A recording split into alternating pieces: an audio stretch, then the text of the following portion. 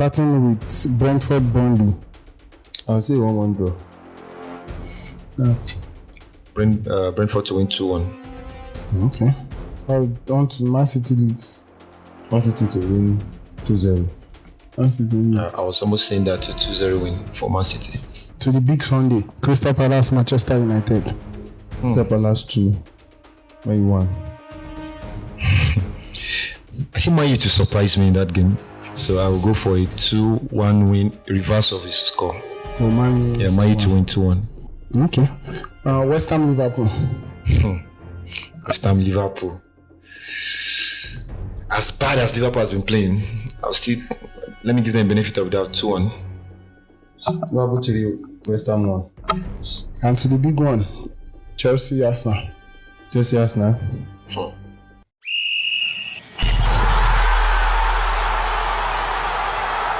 Good evening and welcome to the Football Culture. We are back again to talk about the EPL Matchweek 13, which has some exciting matches to look forward to.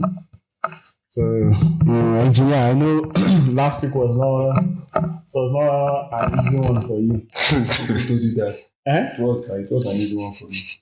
You lost a 10-man Everton team. At least I got to banter Barcelona FC. Even if our brother is not here. It's understandable. And that last week was the best one you've had this season.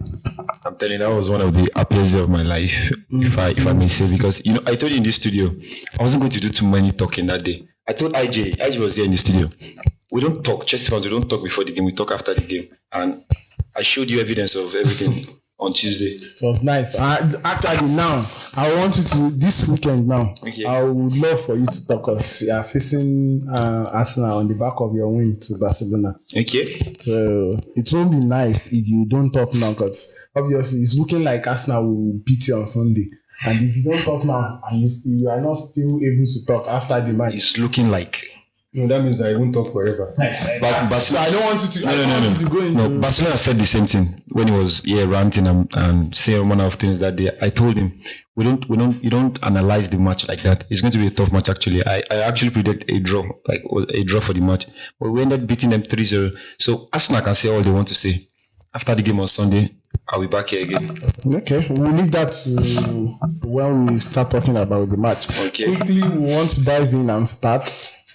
I don't want to beat around the bush because obviously we have some interesting matches coming up this week, and I want us to start with Manchester City versus Leeds. We all knew Manchester City lost to Bayern Leverkusen in this midweek in their Champions League match. So I want to ask, what do you feel about the match? What do you see happening in their match coming up on Saturday? Engineer. I think for Man City it's going to be, I don't want to say an easy win because we've used that statement a lot in this studio. And at the end of the day, we came back hurting ourselves. So I'll say Man City is going to, I feel like their match against Bayern Leverkusen really showed the kind of team their current status now. I think Guardiola has been... But he rested a lot of players. Even if he rested a lot of players, and it's a reflection why if he rested a lot of players. I will not agree with the fact that I still don't know till now. Even the last match that he lost in the EPL, it's almost like Guardiola is losing his touch, like his touch of brilliance that we know him for. Normally, I said it last time in the last video session. I said Man City should be the one competing with the league with Arsenal. But Arsenal is just having that run, and I think that brilliance that we know of him, or what's it called, Guardiola. I think now he does not have it again. It could probably be due to the reason that he let a lot of players to go, players like Mahrez, Cancelo, and the likes, and he's currently hunting like so much. So I think he's still going to win the match, but I don't think even if he's winning the match, it can be more than 2 goal margin or so. Okay. So Nat, what do you feel about the match? for a manager who has lost 2 games back to back now, I don't see Man City wanting to lose their 3rd match again, which is going to make it 3 back to back loss. So, and Leeds have been kind of competitive in recent games. Like they've not been too bad, but against this Man City team, no matter how bad Man City is going to play, I don't see Leeds getting a win over Man City. So I won't say an easy win for Man City, but it's going to be a straight win for Man City. No, but my own feeling about the match is the past 2 matches shows. I think it's a reflection of where Man City are currently. Because we all want to, because of their past Glory. form, glory, and things like that. We all want Man City to be at that point. But the truth is, they were not there last season, and I feel they are just coming back from this thing. They are trying to rebuild a crisis. I don't want to say crisis because it doesn't look like a crisis. I think currently they are going through a crisis now.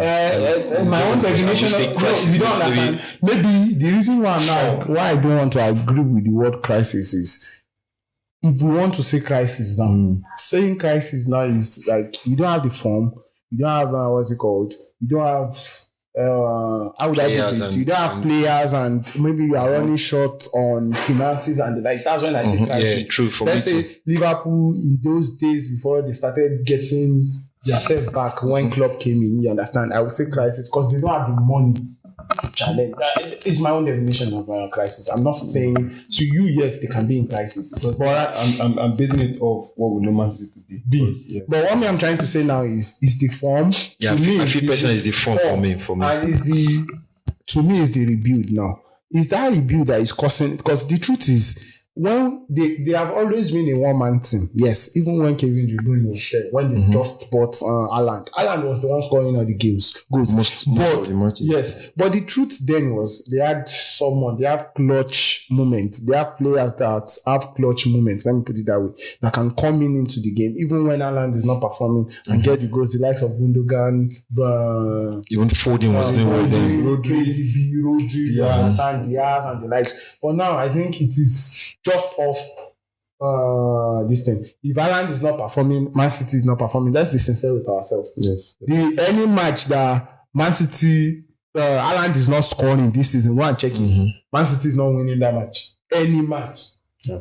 He has to score. Someone else can score, but he has to score in that match that they have to win. So I think, but going into the tomorrow match, because of time, I feel Man City has their best place to win that match because they are at home to Leeds City. And Leeds City, I said Leeds City. Leeds United. And Leeds United are just coming from relegation. It's still the same thing that we say that why didn't Chelsea win a relegation team when they lost to a team coming from relegation, just promoting to the Premier League? It's still the same thing I would say for Man City. I believe Man City should win that match easily. Yes, we've thrown the word around, easy win. But tomorrow match, for a team that wants to be around the top 4, let's put it that way. Let's forget challenging now. For any team that wants to be around the top 4, you have to win Leeds and Burnley. So I think it's an easy win for Manchester City.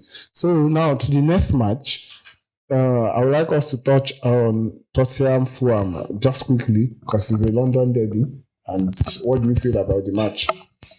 Currently, both teams are playing almost the same way. That's for Fulham and Tottenham. Okay. Fulham is conceding too many stupid goals. I would say stupid goals, and they're not scoring too many goals too. They are a team who can score you 2-0 first half, and before you know, you've equalized and you've beaten them again. Same thing with Tottenham. We saw it in their Champions League fixtures where Tottenham will score. That's one good thing with them. Most times they will score. But I don't know whether to say they have issues defending their goals, or I don't even know what the problem of Tottenham is, because one of the teams I was actually eyeing this season to do well is Tottenham. But unfortunately, they've been on and off. Let me use the word on and off. So coming against a team like Fulham, the game is going to look more like the PSG and Tottenham game we saw during the midweek. That is the same thing we are going to see. So it's a game of whoever scores more. We are going to see flood of goals in that match. So it's a case of whoever scores more for me. What do you think about the match? I think you have said it, because Tottenham has been a little bit mid, because I won't see because they've had their moment too. But Fulham has been, as compared to them, has been very woeful this season.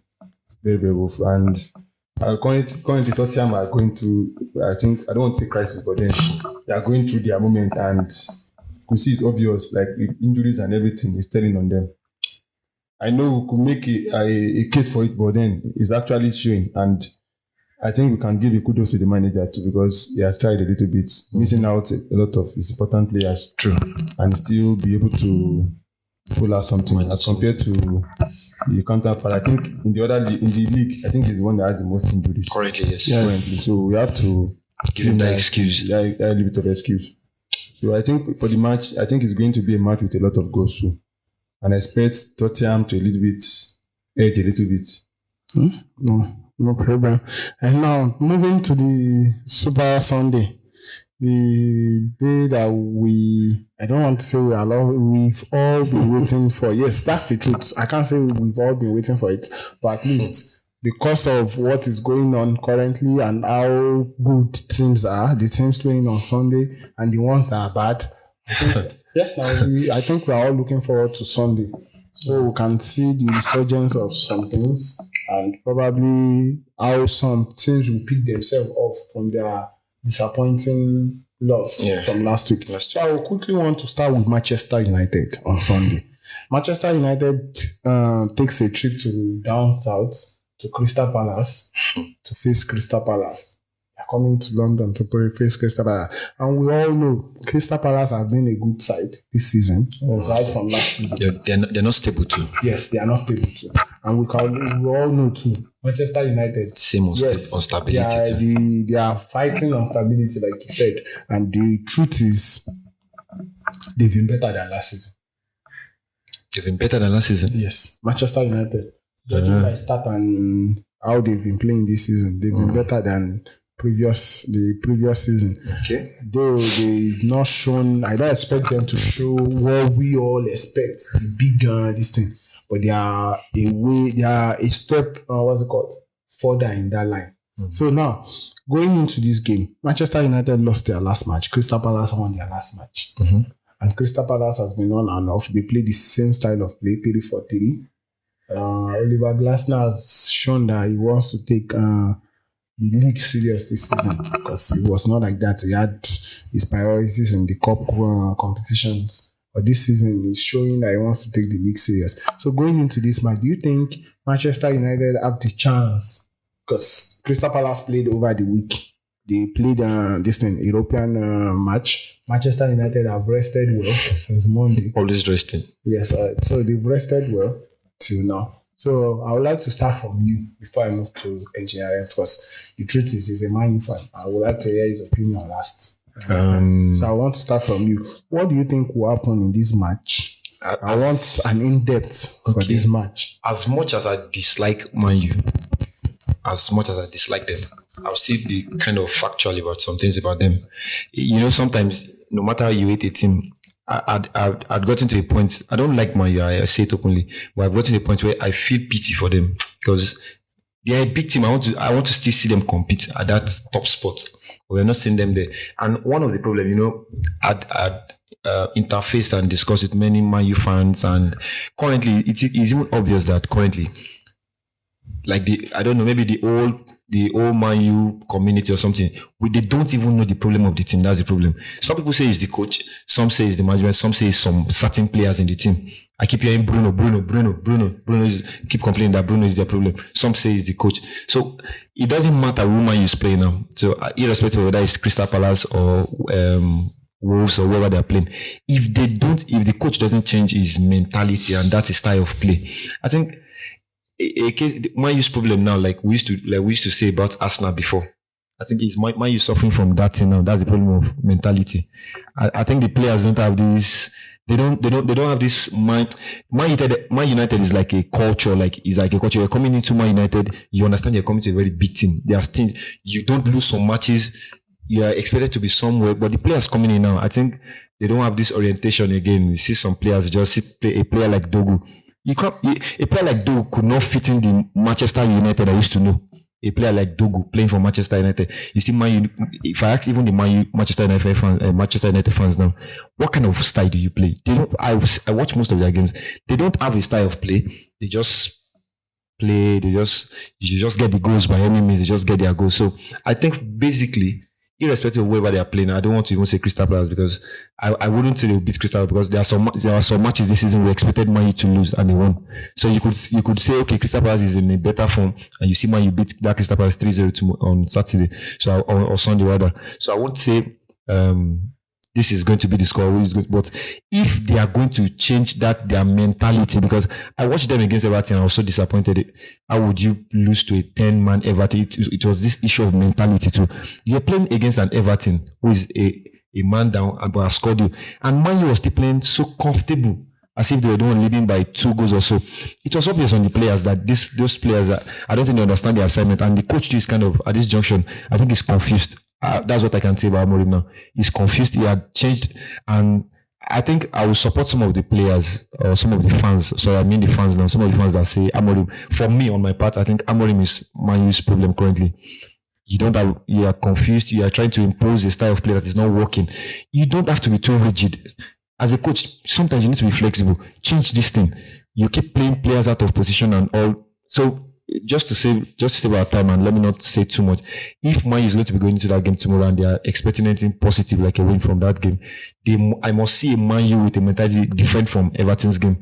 If they approach that game the way they approach Everton game, I'm telling you, they are going to get another loss tomorrow or Sunday rather. I mean Sunday.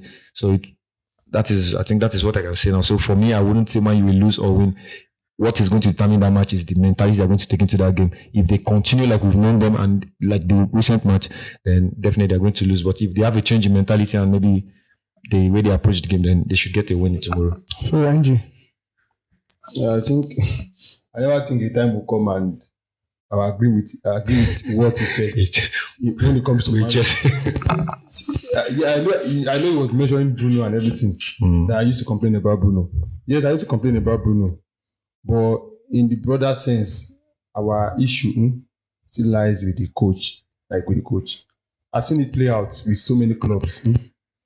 Arsenal has been terrible for some years. And Arteta came, I changed the whole culture. Liverpool was like that too. Klopp came, changed the whole thing. Now Klopp left, and look at Liverpool now. Going back. So that means that even with even you can have the best players and still not be doing well.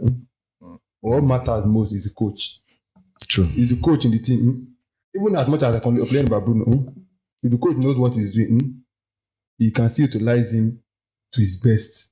And even if he's not giving him his best, then he can have someone else to replace him. Of course. So, but what we are seeing now, I think we'll keep on seeing it. Those players cannot outdo themselves. They don't have the mentality. So we have to agree that they don't have the mentality.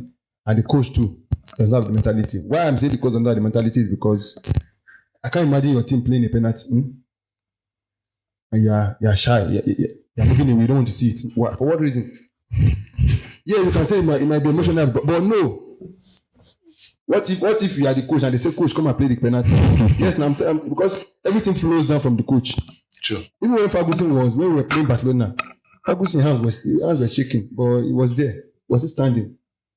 So I think even the match that we lost, it was the mentality. If it was Conte, that would have won that match because the way we were playing, it was obvious that these people would soon score us.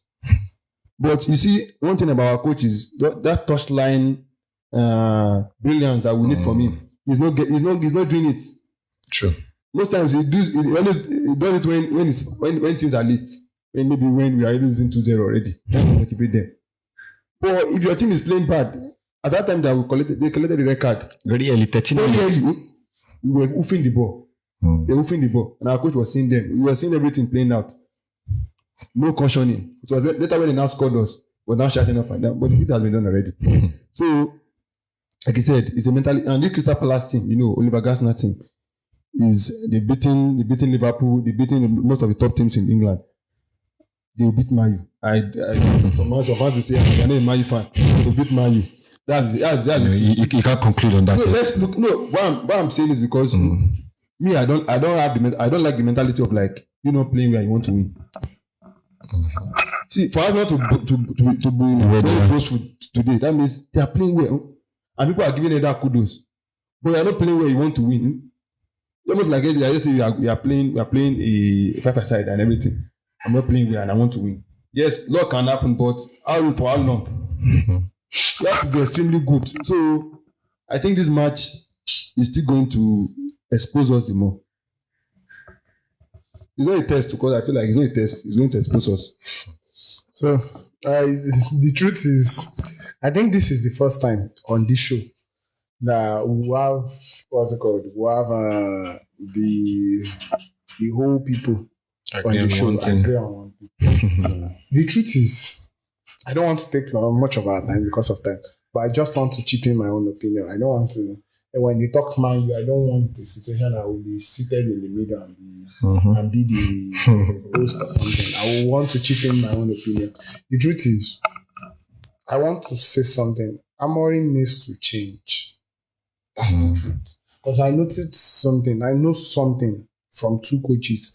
They have done it in England. Though Arteta has not won. Yes, the truth. That's the truth. He won FA Cup. Yes, I want to believe. But coaches from even small teams win FA. I believe at this point he needs to win the big things. You understand?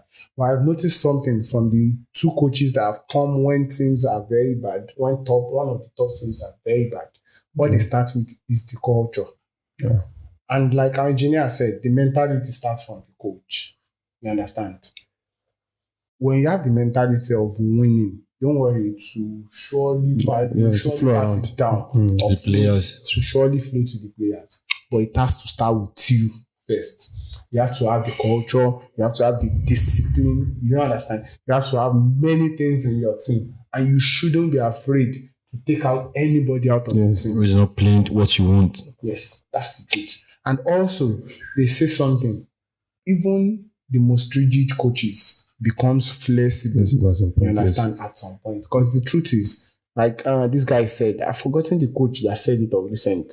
Was it Company after the Arsenal game? I've forgotten, but one coach said it. He said, for we coaches, it is all about winning the trophies. Yeah. But before you start winning the trophies, you need to win your 23-man squad to win games for you. Yes. So, little by little, you build that culture and mentality into your players. I do not see that from Amorim at this point. Because the truth is, if 3-4-3 is not working, sometimes in-game you change just to get your win. He doesn't do that. And moving forward, this is not the 11 you will use. I'm very sure. This was not the starting 11 you used last year. And I'm very certain this is not the same 11 you will play on use Sunday. next year. Yes. Next season, that's the truth. Arsenal were good last season. They had one of the best 11 last season. But they went into the market to get some players that could displace some people in their 11 because they want to be better. So you can't tell me you keep forcing your 3-4-3 on these players. It's not working. Even with a red card, It's not working. It's not working. Try get something that will work. Then you try recruit some players that will make your 3-4-3 work. Or in the long run, I think that's the way they build. Not that you sorry to cut you to buttress this thing you said. Now it was very obvious that even to be honest, Amorim is one of the biggest problems. You were playing an Everton team who had a red card. Because you are not flexible enough, you still maintain your 5-man defense. Yes. How would I be playing a red card team and I still be playing 5 defense? Of course, for me, if I'm a coach, honestly, I will remove 2 of my defenders and bring in 2 attackers. Yeah, definitely. They have a red card, so I don't mind playing 3. You still played 5-man at the back. Yeah. So that's tell you he's not intelligent. Yeah, yes, that's the truth. He's not intelligent. The truth is, like you said, and like I mentioned quickly, we said the two teams play 3-4-3. Yeah. Let's be sincere with ourselves. If we do a matchup all around the field, Man U should have better players. Man U, single players like matchup, position to position. This person, I think they still have the better players that have played at the high level. But the truth is, when it comes to that 3-4-3, Crystal Palace plays it better. Yes.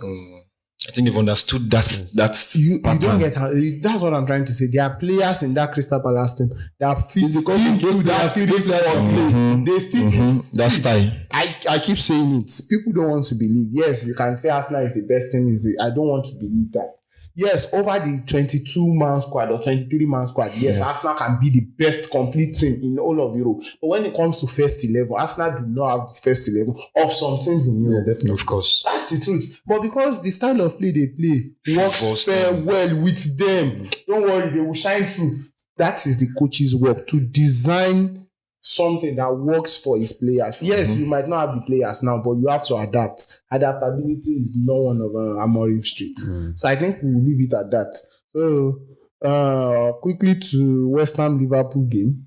What do you think? I just want us to brief because Liverpool has been, people say, beating here, beating there, beating here, beating there. It has come to a time in this on this show and in this season where we don't know what to predict for Liverpool again. I'm serious. At this junction against West Ham is not this good team too currently. But I think they're having a good form recently now. They're winning their games under this new coach now. Espirito Santos. So, and Liverpool, they are still following this their back-to-back loss. They saw them in the Champions League again. They've lost 9 in 12 games. Lost to PSV and Eindhoven. You can imagine. Sometimes they'll say some teams don't have European form, they have league form. Liverpool is suffering from both the European form and the league form. So against West Ham, to cut this long story short, I don't really see them winning the West Ham team again. I see that maybe the best they can get from that result is maybe a draw. To be sincere, I don't know what comes out of Liverpool at this particular point because the way they've been playing, I don't understand. It's almost as if they are setting the coach up.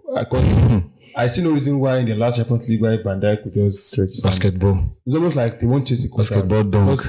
He's giving this kind of Mourinho. Like anytime you want Mourinho out of your club, like the way you start playing, it's because it's becoming evident. Even there are some runs that you see Van Dijk will make normally, we just pause sometimes.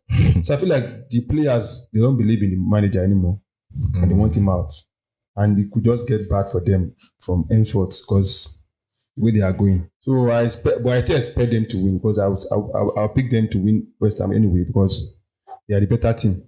But anything they now choose to do can surprise us again. They're the better team on paper. Because me personally, as a Man U fan, I don't want Liverpool to win another trophy again. Yes, obviously we are. I think they are leading us with just one trophy. So they are status now. I'm happy with it. Yes, now after to retain the best team in the best team in the EPL title. So quickly, let's move to the what's it called, to the scoreline predictions. And we'll start from, we'll start from the Saturday match, the early kickoff. Starting with Brentford Burnley. There's no early kickoff on Saturday. Okay. Brentford Burnley is the first match on Saturday. It comes off by 4 o'clock. What do you think? The scoreline prediction for the match, Brentford Burnley. I'll say 1-1 draw. Brentford are in a good form, but I don't know. Burnley is not bad, so I was Brentford to win 2-1. Okay. On to Man City leads. Man City to win 2-0. Man City leads. I was almost saying that to 2-0 win for Man City. Sunderland Bournemouth. That match is going to be a tough match. I'll give it to Sunderland. Sunderland win 2-1. Sunderland wins 2-1. Yes. Irrespective of whatever the score might be, I'm going for a draw. Okay. Everton Newcastle. Everton Newcastle. Doesn't that talk fixtures? I see Newcastle winning. Let's say 1-0. Given the form Everton is now and their recent results, that has added like a booster for them. So I don't see them losing actually to Newcastle. I think we might be seeing a draw in that game, maybe 2-2 draw or so. We'll have enough goals in that match. So let's say 2-2 draw. Tottenham Fulham. That match. Right. Flood of goals. I'll say Tottenham wins 3-2. Anybody who's going to win, I think I'll go with anybody to win by goal margin. Okay. We'll have several goals there, so I don't want to. So it's going to be 12 for me. To the big Sunday, Crystal Palace, Manchester United. Crystal Palace 2, Man U 1. I think Man U to surprise me in that game, so I will go for a 2-1 win, reverse of his score. Man U to win 2-1. Aston Villa Wolves. Aston Villa to win 3-0. I will give Wolves small respect 2-0. Nottingham Brighton. Come on. That's tough fixtures this week. Nottingham will win. Nottingham will win 2-1. Nottingham and Nottingham wins 2-1. Brighton. Did you say Brighton? Nottingham 2-1. I think I see Brighton winning that match 2-0. Okay. West Ham Liverpool. West Ham Liverpool. As bad as Liverpool has been playing, I'll still let me give them benefit of the doubt 2-1. Liverpool 3, West Ham 1. And to the big one, Chelsea Arsenal. Chelsea Arsenal. Obviously, Arsenal winning. Arsenal winning. 3-0.